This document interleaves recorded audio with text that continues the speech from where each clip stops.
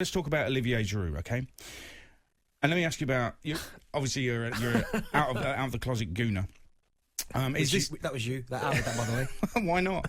Is this the worst deal Arsenal have ever done? Okay, and when we're talking about, there's been some bad signings, but in letting a player go, I don't even think he's been replaced, and we'll get onto that very shortly. But he's gone to Chelsea and he's ripped it up. So let me just go through the timescale of it, okay? The chronology of it. January 2018, last day of the window, Giroud joins Chelsea, £18 million. Same day, Arsenal sign Aubameyang, £56 million. In May of that year, 2018, Giroud starts in the FA Cup final and wins it. In July 2018, Giroud starts in the World Cup final and wins it.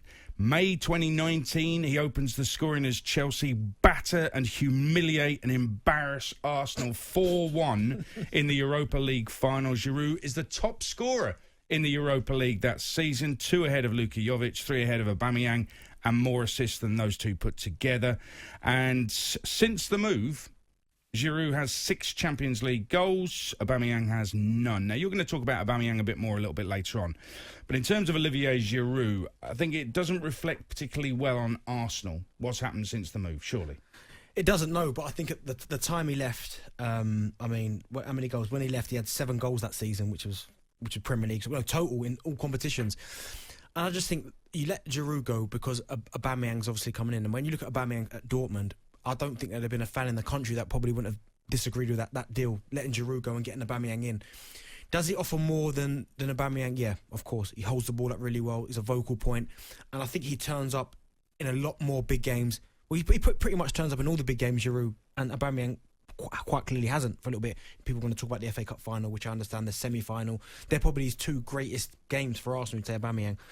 But in terms of them letting him go to Chelsea, I do genuinely think it was the right time. And I know it's hindsight now from what he's done, World Cups and European trophies. And again, last night, him showing that just how good he is. I still don't think majority of Arsenal fans would say, well, we made a mistake letting him go, because I think it was the right time to letting him go, considering what was coming in. OK, that's fair. I understand that. Was it a mistake to let him go to Chelsea? That's the big one. That's the one where you go, if for whatever reason, Arsenal and Chelsea seem to do these crazy deals. And unfortunately, whenever we seem to let a player go from Arsenal to Chelsea, they go and somehow win the lot. To Ashley Cole, he went there. But when the players come the other way, from Chelsea to Arsenal, terrible. A lot of them have been terrible. Look at Williams' performances, been awful. David Luiz has been all over the gaff.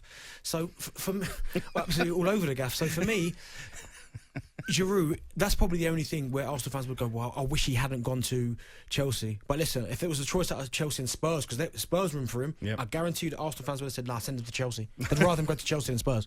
It was a great goal last night, really good finish from Olivier Giroud, and I think he does deserve a bit more respect than maybe people like me have given him over the years because of the CV that he's got. You can talk about whether Arsenal should really have let him go. And I do understand, getting Aubameyang in, Olivier Giroud has got to make room for him. But letting him go to Chelsea was a massive risk that really hasn't paid off. In terms of Chelsea last night, away in inverted commas to Atletico Madrid, and they win 1-0. Mm-hmm. It's got to be a positive, no doubt. And I think there's lots of reasons to be positive, and it is a great winning goal as well. But if Chelsea fans need to calm down just a little bit, because I'm still a bit jury's out on Thomas Tuchel. I don't think he's shown. It's a great result. Don't get me wrong, but they could go out second leg. Who knows if they're going to go on and win the Champions League? Yeah, I don't think anything's been done just yet by this manager. So people need to just calm down a little bit. I think what he's done is he's kind of calmed down the team, gave them a sense of purpose, sense of direction. I mean, some of the positives you'd have to say is you look at the Alonso situation. Lampard completely said, no, you're not for us. Like, try and find yourself a new club. Thomas Tuchel comes in and goes, right, no, I can see. Everyone Chelsea fan knows Marcus Alonso cannot play left back. He can't defend. People go past him too easy. Left wing back, though, he's very, very good. So straight away, Tuchel went, well, I'm going to play you there because I know that's where your strengths are. I mean, Kepa, he brought Kepa back a couple of games ago, and I thought I'd never, ever see Kepa play again in this country. But in terms of last night and what he did against Atletico, I don't think you can get too carried away, because for me, I thought Atletico were poor. I think out of possession, they went to a 6-3-1. Now, please tell me how you're ever going to score any amount of goals by playing six at the back when Chelsea got the ball, 3, and you've got Suarez, who, yes, is still a good player, top scorer in La Liga. but his legs have gone a little bit. He's not the same Suarez who was at Barca and Liverpool, who runs all over the place.